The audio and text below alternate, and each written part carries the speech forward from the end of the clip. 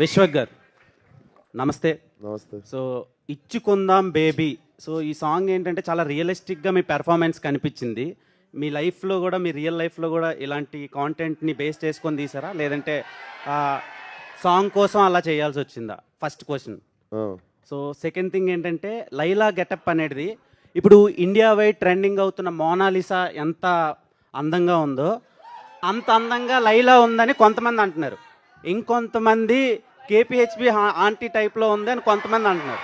So దాని మీద response ఏంటి?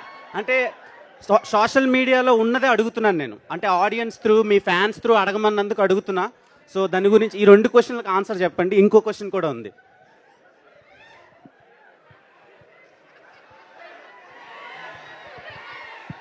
ఎంత అన్యాయం రా, అంత ఆ పోలిక ఏంట్రా అసలు? నాకు లైలా చాలా బాగా నచ్చింది. లిటరల్గా నా గర్ల్ ఫ్రెండ్ ఉంటే నేను లైలా అని పేరే పెట్టుకుంటుండే, అంత అందంగా ఉన్నారు.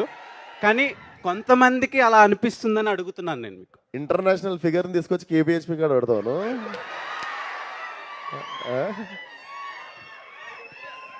ఇంటర్నేషనల్ ఫిగర్ అది దొరకదు కేబిహెచ్పి కాడ. అదే ఫస్ట్ క్వశ్చన్కి ఆన్సర్ చెప్పలేదు. ఇచ్చుకుందామా? ఇచ్చుకుందాం. ఇచ్చుకున్నాం కదా, స్కూల్లో కాలేజీలో ఎప్పుడో ఒకప్పుడు ఇచ్చుకుంటా ఉంటాం.